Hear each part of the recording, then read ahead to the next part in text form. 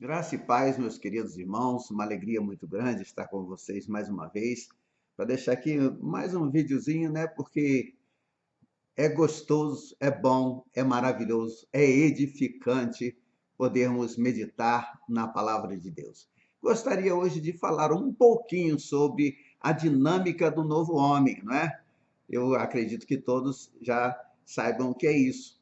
Eu me lembro que eu li que no terceiro século da nossa era, Cipriano, bispo de Cartago, olha que palavra chata de dizer, né? Cartago, escrevia a seu amigo Donato, dizendo: Este é um mundo mau, Donato. É um mundo inacreditavelmente mau. Mas descobri no meio dele uma gente tranquila e santa que aprendeu um grande segredo, e encontrou uma alegria 1000 vezes maior do que aquela conferida por qualquer dos prazeres de nossa vida pecaminosa. Olha, irmãos, que coisa linda. E ele continua: essa gente é desprezada e perseguida, mas não se importa. Essa gente é dona de sua própria alma e sobrepujou o mundo. Essa gente, Donato, são os cristãos e eu sou um deles. Que coisa linda, né, irmãos? Que coisa maravilhosa. Que palavra abençoada. Se você se houver arrependido dos seus pecados e recebido Cristo Jesus como seu único e suficiente Salvador, nesse caso você também é um deles, é um dos cristãos, não é? Ora, no momento em que você se converte a Cristo, sucedem diversas coisas dramáticas, quer tenha percebido ou quer não tenha percebido. Em primeiro lugar, você sabe o que acontece? Em primeiro lugar, o seu pecado foi perdoado. E às vezes você nem percebeu isso ainda. Porque está escrito lá em Colossenses 1, verso 14, o seguinte: no qual, em Jesus, né? Temos a redenção, a remissão dos pecados. Também João, em sua primeira carta, no capítulo 2, no verso 12, ele diz o seguinte: filhinhos. Olha, eu gosto muito da maneira de João falar, filhinhos. Eu vos escrevo, porque os vossos pecados são perdoados por causa do seu nome, por causa do nome de Jesus, o Cristo de Deus, o nosso Senhor, o Eterno, aquele que no princípio era o Verbo.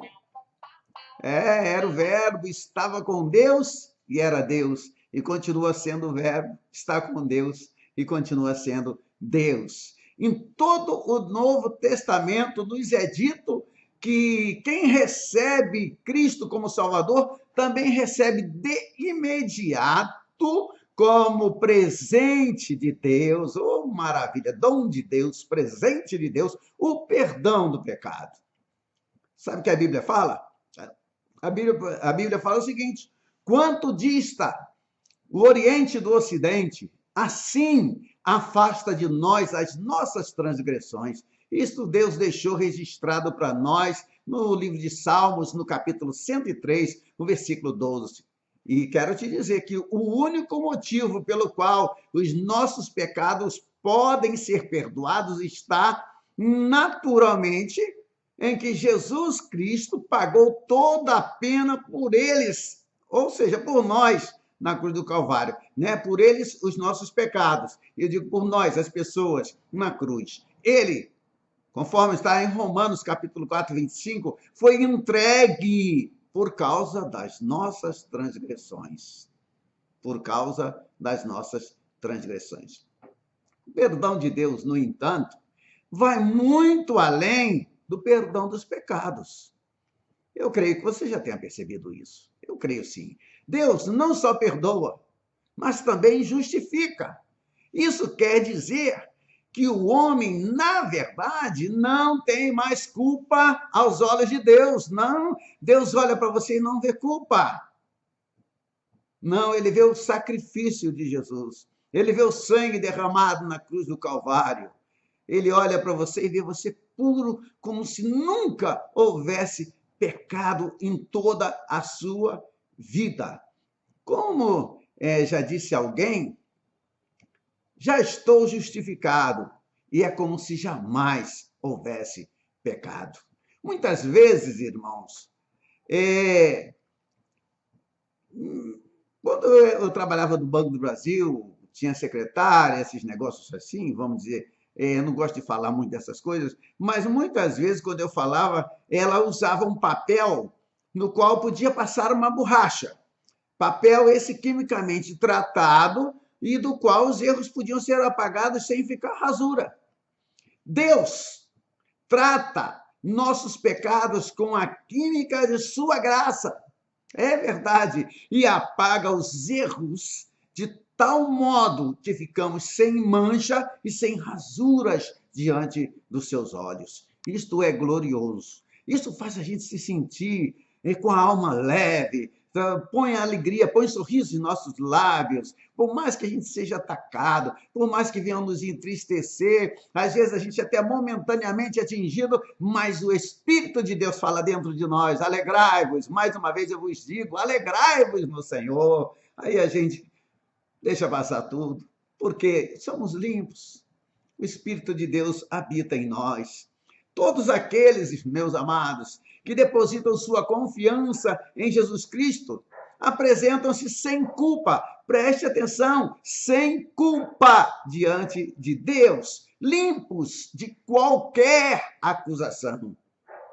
Satanás é teimoso, dia e noite tenta nos acusar, mas o sangue de Jesus já nos limpou de tudo. O preço já foi pago. Deus não vai cobrar o preço duas vezes, não, irmãos. Não se trata de uma questão de sentimento. Não é que eu sinta isso, é um fato realizado. Jesus disse, consumatum est, está consumado. Ou em grego, tetelestai, completamente pago. Podemos aplicar a passagem de Gálatas 2, verso 16, a nós próprios. Diz assim, olha, sabendo, contudo, que o homem não é justificado por obras da lei, e sim mediante a fé em Cristo Jesus.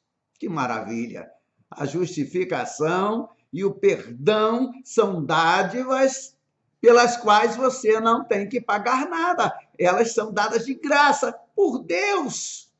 E nada tem a ver com o mérito por parte do homem. Tem gente que diz, irmãos, pastor Aragão, se eu merecer... Não, irmãos, nós não merecemos nada. Sabe o que eu mereço? O fogo do inferno. Ai de mim, se não tivesse sido Jesus Cristo morto na cruz do Calvário e derramado o seu sangue para pagar as minhas iniquidades. Eu não mereço nada, é tudo pela graça. É pela graça que eu falo para vocês, é pela graça que eu aprendo, é pela graça que eu escuto a orientação de Deus, é pela graça que eu perdoo os outros, é pela graça que eu tenho alegria em falar a palavra de Deus, é pela graça que eu não distorço as escrituras de forma alguma, é tudo pela graça. Ah, meu irmão, graça de Deus, teologicamente, se define como um favor imerecido, um favor que a gente não merece. Perdão e justificação nos são transmitidos por intermédio da fé. Nestes nossos dias de complexos de culpa, talvez a palavra mais gloriosa seja perdão. Um homem que seja condenado à prisão perpétua por assassinato, ele fugiu de uma penitenciária qualquer. Isto é hipotético. E o diretor da mesma ofereceu lá R$ 5.000 ao fugitivo para que ele se apresentasse pessoalmente no portão, mas havia uma condição nessa oferta. O prêmio seria ganho pelo prisioneiro como o seu trabalho, com o seu trabalho na prisão. Tá? Isso é hipótese, isso não aconteceu, pelo menos que eu saiba. Se aconteceu, eu não sei. Eu estou vendo aqui agora, eu fiz um rabisco aqui apenas para dar um exemplo para você. Se ele voltar, providenciaremos para que não fuja outra vez, disse o diretor. A justiça deve prevalecer. Ora, a justiça deve prevalecer, se ele voltar. Aí, por que eu falei sobre isso? Por que eu levantei essa hipótese? Porque quando penso em Deus, eu penso em quanto o nosso Senhor é diferente, quanto é diferente, como é diferente a oferta feita por Deus a todos os que fogem da justiça divina. Condenados à morte. Já nascemos condenados à morte, porque somos pecadores. A alma que pecar, esta morrerá. Já tem uma sentença de morte. Quando nós nascemos, uma sentença de morte está sobre nós. Parece um paradoxo, né? Mas tem. Mas, como é diferente a oferta de Deus para nós que tentamos, para todos que fugimos da justiça de Deus. Não existem condições na oferta de Deus. Não, não existe. A Bíblia diz em Isaías 55, verso 7, deixe o perverso o seu caminho e converta-se ao Senhor, que se compadecerá dele. Aleluia! Glórias a Deus. A justiça civil procura apanhar o criminoso, mas a justiça divina pretende libertá-lo. A justiça, irmãos, foi satisfeita pela morte de Cristo. E todos os que se apresentem a Deus pela fé e arrependimento serão recebidos, não como fugitivos, mas como filhos de Deus, justificados de todas as coisas, conforme está registrado em Atos dos Apóstolos, capítulo 13, verso 39. Irmãos, que coisa gloriosa, que notícia maravilhosa nós temos, não é verdade? Para nós, notícia que nós recebemos, por isso o evangelho significa boas novas, irmãos. Eu hoje falei o que acontece em primeiro lugar, e depois eu vou falar, aliás, eu vou falar um pouquinho agora também, em segundo lugar, eu vou ficar devendo a vocês o que acontece em terceiro lugar, quando a gente recebe a Jesus. Em segundo lugar, o novo homem é adotado. Porque lá em Gálatas 4, verso 5, está escrito assim, para resgatar os que estavam sob a lei, a fim de que recebêssemos a adoção de filhos. A adoção de filhos. No momento em que recebemos a Cristo como Salvador, recebemos também a natureza divina dos filhos de Deus, natureza divina dos filhos de Deus. Estaremos então, meus amados, colocados na posição de herdeiros conjuntos com Jesus Cristo. Você quer mais? Será que pode ter algo melhor? Será que pode ter algo que se possa desejar mais, que se possa amar mais, que se possa querer mais? Irmãos, herdeiros, co-herdeiros com Cristo Jesus. Em Efésios 1:5 diz que ele nos predestinou para ele, para a adoção de filhos. Nós teremos então todos os direitos de um filho e todas as coisas no reino estarão ao nosso alcance. Me lembro daquela passagem do filho pródigo, da parábola, quando o filho que ficou em casa foi reclamar com o pai, que o pai não dava a ele nem um cabrito, nem um bezerro, vamos dizer assim, ou nem um cabrito para ele festejar com os amigos, e o pai respondeu a ele dizendo assim, meu filho, tudo que é meu é teu. Estava à sua disposição, você não pegou porque não quis. Tudo que é de Deus é teu, tudo que é de Jesus é teu. Estenda a mão e receba pela fé. Tome posse da tua bênção, irmãos. Segura com as duas mãos. Não deixa a tua bênção escapar. Irmãos, nós temos que saber disso e com alegria lembrar que nós somos adotados pela família de Deus, com todos os direitos e todos os privilégios.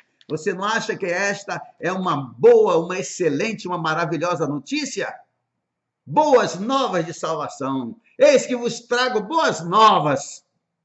Que Jesus Cristo nasceu, viveu e morreu aqui por nós, para te alcançar, para me alcançar e para que nós possamos ser cada dia mais bem-aventurados. Que Deus nos abençoe em nome de Jesus. Amém, amém, amém.